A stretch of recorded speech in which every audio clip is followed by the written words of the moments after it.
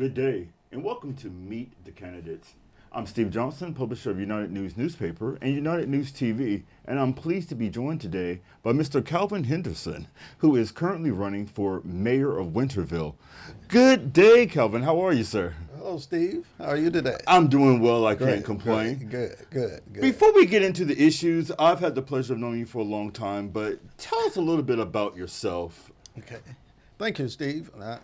I'm delighted to be here. My name is Calvin Henderson. I'm a lifelong resident of Winterville. I'm married to Miss Beatrice Atkinson Henderson. We are the parents of 7 children and several grandchildren.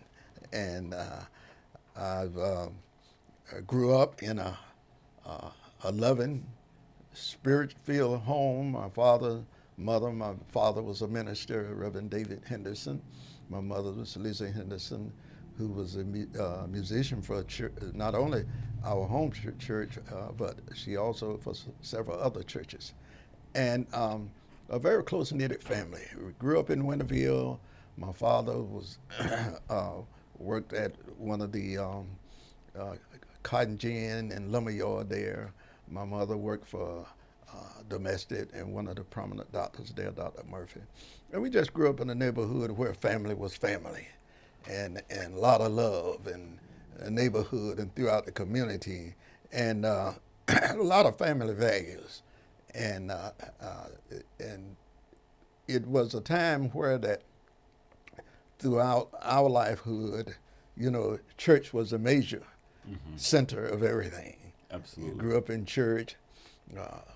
Went to school there in Winterville. Graduated from high school at Robertson Union, which is now Robertson Elementary School, right on Jones Street. We also was. I had 5 brothers, had no sisters, and we was my family, with mother and father, and I think most family during that time that we grew up, they was not exposed to the opportunity to have a quality education, finish high school and that thing, but they had a vision for their children. They were real serious when they came to school. I can imagine. Yeah, real serious. Right.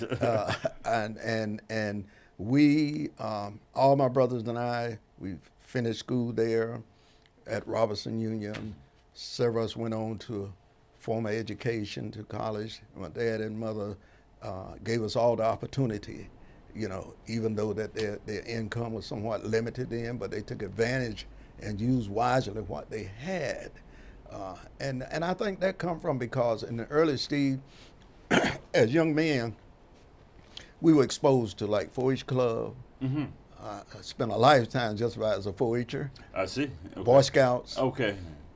We was in many of the programs that was about positive things. I see. And I think that made a big difference in how we looked at the future and how we looked at life in general. Not saying that we didn't make some mistakes out there, but we grew up in that type of environment in Winterville, where that we was always taught to respect your elders. I see.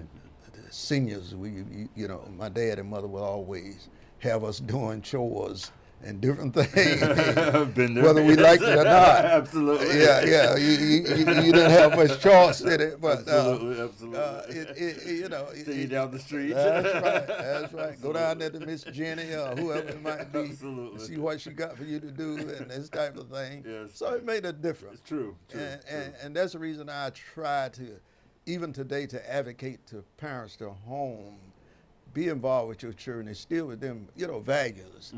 Take time, have rules. Discipline is important. Yes. In homes, because that's where it starts at. Yes. I always have said, and that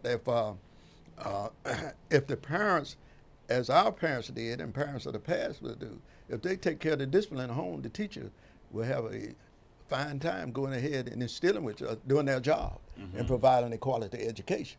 But now they have to spend part of their time dealing with disciplinary problems and then limited their time to try to provide that education that children need today. So and I'm grateful for that, and I'm grateful that we were brought up to reach out and care and be a helping hand for others in the community.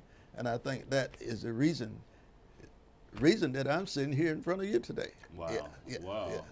Wow. You know, Mr. Henderson, the whole time that I've known you, I think I've learned more about you just in this 5 minutes than we've had over the past few years. Yeah, and I did go ahead to, after finishing Robinson School, I attended Pitt Community College, which then was Pitt Technical Institute. Mm-hmm. And then I went on to also do some studying at East Carolina, the EC School of Men and Medicine that they had there. And I did some studying at A&T State University and the program, continuous education program for minority contractor, because I became a contractor. I see. Yeah. I became a contractor in the field of plumbing and heating. Mm-hmm. Yes, in 1976, I became one of the few blacks in this state to be certified and licensed by the North Carolina Board of Examiner for Plumbing and Heating Contractors. Wow. And I own and operated the first minority certified plumbing and heating company in Winterville, and then finally opened up another branch in Robinsonville, Martin County. Okay. And I worked that for about 25 years. Wow. Yeah, worked that for about 25 years. How was that experience? It was quite an experience. It was an experience because it was a time that I went into a field that it was very limited. Minorities was not. I can imagine. Yeah, but what I done, I went in with an attitude that I wanted to make the best out of it, and I wanted to provide the service, and regardless of the obstacle, the mountains I might face in getting out there as a minority, I wasn't going to look at that. I was going to look at my goal as being a successful businessman. Mm-hmm. It took training. It took some self-discipline. It took some prayers. Mm-hmm. But thank God I was able to not only operate a business for about 25 years in that field, in residential and commercial, but I was able to provide some job opportunity for young men, both black and white. Yes. Because I had a diverse staff. My employees were diverse, and that's what I tried to address, was not to just hire one, but give others an opportunity. Absolutely. And so I really was honored to do, and it came as a result, my military training. I was served in the Army Reserve, and then I went in the Air Force, and for 4 years, and as a result, I was able to have some opportunities, some doors open to me. I see. Yes, sir. I see. But I thank God that it gave me an opportunity to realize that we have to take what we're God given and use it to the best of our ability, and not look at the fact that you might be looked on or judged by the color of your skin you carry, but look on the fact that you can be whatever you want to be if you apply your mind to it. Yes. Okay. Yeah. Okay. Yeah. Well, I tell you, sir, with all of your experience and your expertise in different fields, what inspired you to run for mayor? Well, Steve, what inspired me to run for mayor is some over 35 years ago, I was elected to the board of alderman for the town of Winterville. I see. After I came back from the military, got married, I got involved. I saw a need to get involved in the community. I wasn't satisfied at what I saw when it came to infrastructure, economic development, taxations, and without representation, and this type of thing. Right. I felt like I needed to stand up and be a voice for my people. And that's what I done. And that's what, after being elected on the board, I served 4 years, but because I was not able to get re-elected, and I didn't let that stop me. I became an activist in the community. I started in 1994, I started a nonprofit organization called the Winterville Concerned Citizen and Development Corporation, which is a nonprofit charter by the state of North Carolina, nonprofit. And we had a board of directors and this type of thing, you know. And what we done was to address the needs and the issues of the community, from senior citizens to youth to unwed mothers, and just a variety of issues that plague our communities. And we took that organization, and we was able to tap into many of our seniors, especially our elderly back there then. They lived in very dilapidated homes. You probably have seen what I'm talking about. Very dilapidated. And that was one of the programs that we tapped into. We went before the county commissioner at that time. One of the county commissioners that was serving at that time was from Winterville. His name was Mr. Bernie Tucker. And which his grandson now is running for mayor, one of his grandsons running for mayor.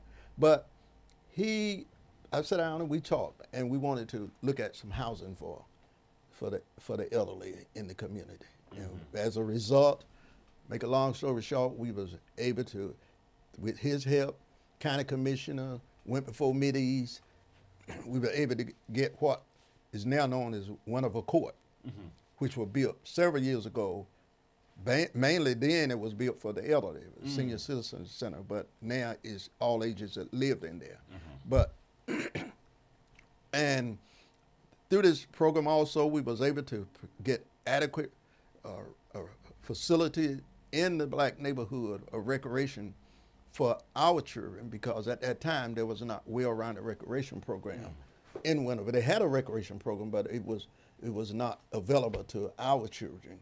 And we worked on that, and we was able to get what is now known as Hillcrest Park into Winterville. And those are some of the things that we done through this nonprofit, which it still operates, because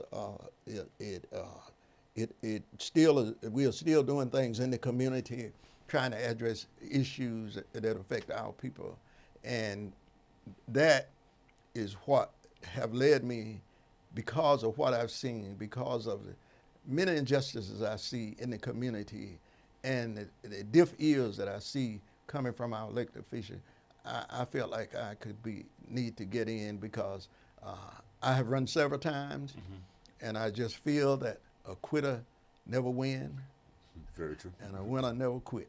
Very true. Very true. So that's the reason I'm running for mayor. All right. Yes. All right. Yes, sir. Yes. So, sir, tell me, Winterville is rapidly growing. Oh, yes. Where do you see things headed? Where would you like to see things headed? Steve, Winterville is a fast-growing community, busting out at the seams. It has become the bedroom of Greenville. There's the number one thing that I would love to see, would be Greenville and Winterville, for the benefit of our citizens, is to establish a close working relationship with the two governments. It's needed. There's no way to get around it. Why? Because by Greenville being almost a metropolitan city, many of the things that they have to offer, Winterville need them. From utilities to transportation, to police, public safety. We need those things. And Winterville, I feel that without them, with the growth, Winterville would not be able to provide the infrastructure for the growth that we see now within this community. We do have some economic development, such as small businesses and this type of thing, but with the infrastructure, drainage, which, as you can see how hard it's raining out there right now. As I left home just a few minutes ago, the water had begun to build up in my backyard. Wow. So we have a serious problem that has been going on for 30 or 40 years without the board taking the quality time to sit down and look at where we need to go and how we need to address this problem of drainage that has long plagued our community all over. Because even in some of our newly subdivision, they are having the same type of problem. So those are the reasons I'm running. I'm running, Steve, because I'm an advocate. I'm a strong believer in the government shall be and must be for the people, by the people, and of the people. This is what the Constitution says. Right. It cannot be about my personal agenda. It cannot be about me having friends and a private industry come in and they want to me to take taxpayer dollars and use to develop a private entity. We cannot do that. And this is what I'm seeing, and this is the reason I'm running. One of 2016 to 2017, a lot of our citizens don't realize one of us had a deficit. And it was all because they used tax dollars to run services to a private facility that many of the board members voted that they would never do, but then they turned around in 2017 and voted to support it. And this is using tax-paid dollars for private businesses, and it should not be. And because these things come back to haunt you. Absolutely. And because this happened, because they spent those dollars for this private business, it caused the town of Winterville to have to come up with a water flat rate of $3.38 increase on our citizens. And see, because of lack of I would say transparency, not keeping the citizens well informed, a lot of our citizens don't even realize that. Winterville was in fiscal year 2017, the fiscal year 2017 was unbalanced. We had a deficit. And it was because taxpayer dollars was used for a private industry. I see. Favoritism. That's what it was about. That's the reason I'm running. Okay. I'm not running because I'm at a name, a recognition, because I'm a black man. I'm running because I'm a man. I'm running because I care about Winterville. I'm running because I think that the citizens have been misled. Okay. And they need to know what the real facts are when it comes to, because it's their tax dollar. The town is operated by tax dollars, not by the board members spending their private money. It is the money of the taxpayer that operate the town. And that's the reason that I advocate our citizens have got to begin to hold elected officials accountable. Absolutely. You got to hold them accountable. Absolutely. Yes, sir. Absolutely. Yes. Sir, let me ask you, there's been a lot of questions regarding the new electrical contract and the just the controversy with not working closer with Greenville in that decision. Tell us a little bit about that contract and how would you, if you would have handled that differently? Steve, I will be very brief to tell you how I would handle that. I thoroughly believe, and with the knowledge that I have, and I feel that I try to stay abreast with all the issues of the community. I try to tell them, but number one, I feel that the decision that was made to go with a new utility was wrong. It was a bad decision. Number one, it was bad because the citizen was not given a voice in making that decision. We were not allowed to have a voice in that. When we found out about it, it was in the reflector that the town, the mayor was signing a 20-year deal with NTE, company no one knew anything about. The company had not even been built up in the mountains somewhere. New. And when we asked for information on it, I was just astonished at how it happened, how they went about, how our board allowed that to happen. Our elected official, even those who are now running for mayor for Winterville, was sitting on that board at that time, and they allowed this to happen. When we had Greenville Utility next door, which we already have over 4,000 natural gas customers in Greenville, in Winterville, that Greenville provides service for. Plus, Greenville Utility has been functioning for over 100 some years. Outstanding record. Always working, trying to lower the rates for their citizens. We don't even know at this point, and I'm quoting what was stated by the town manager and the mayor. They don't know whether this going to save us dollars or where this people bills could go just out the roof. They don't know. They don't know. It's they're supposed to have the facility completed by 2018. I see. You hear very little about it. The reports that they give at the board meeting is that you just give an update. But as far as having the citizen, any of us, that was allowed to go to see or to have a voice in it, everything that's done with tax dollars, the citizens should have a voice in it. Because, again, it's of the people, by the people, and for the people.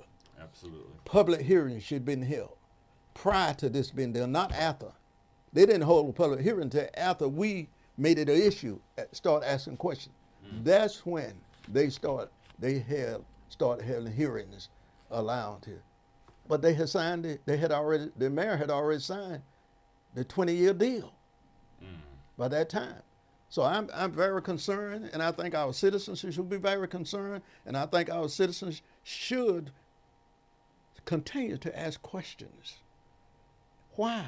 Don't sit back and just wonder what is going on, feel that they are doing things in your best interest, because when they don't involve you, they are not doing things in your best interest.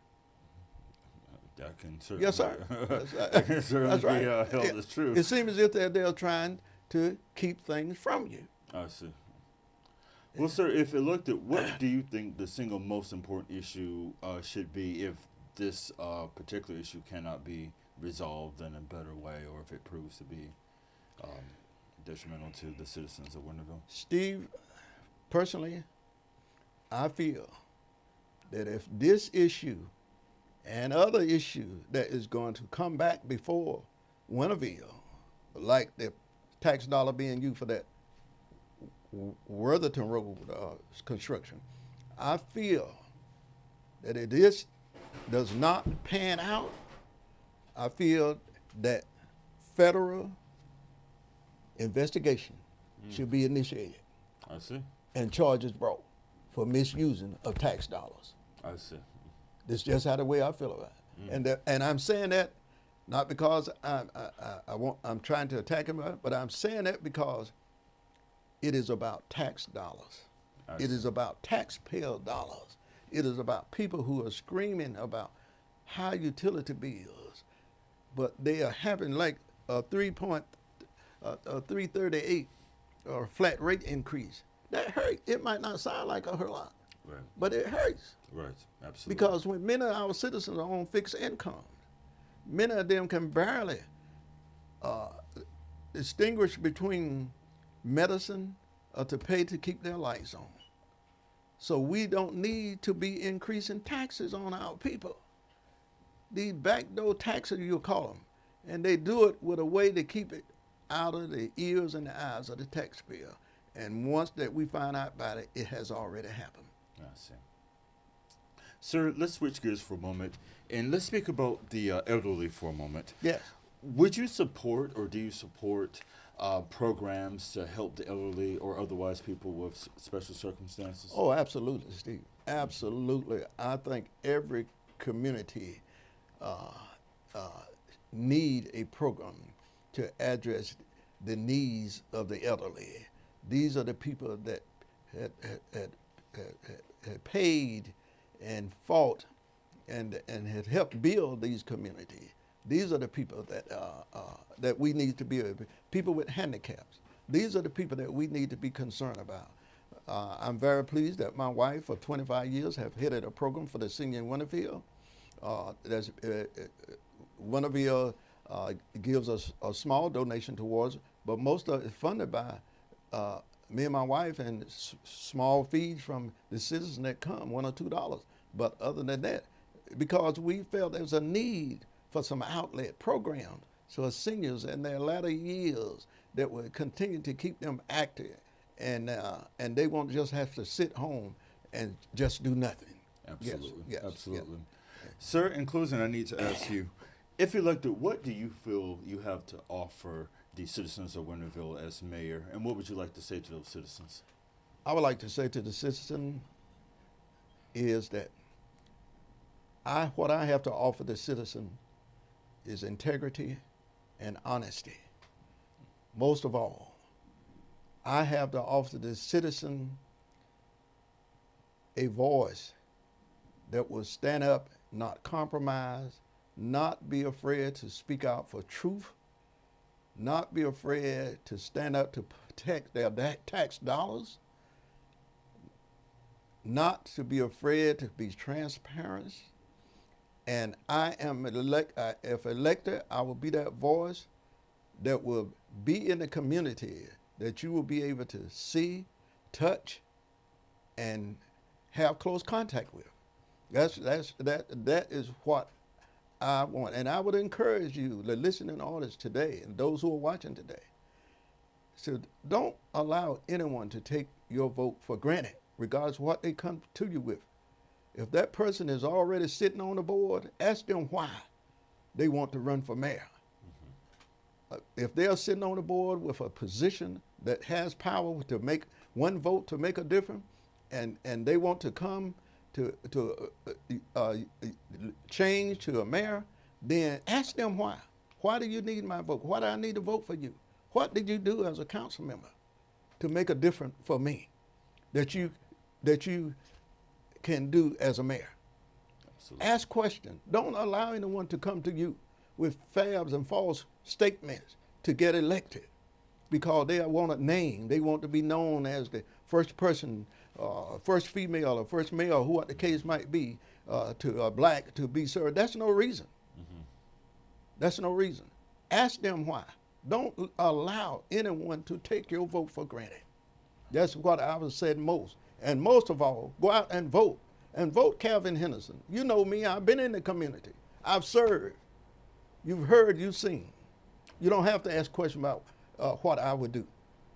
You know what I'll do. So vote for me. And if a vote for me will be a very important vote for the changes that we need in Winterville. Thank you so much, and thank you for tuning in. I'm Steve Johnson, and you have been watching Meet the Candidates, and you have just met Calvin Henderson running for mayor of Winterville.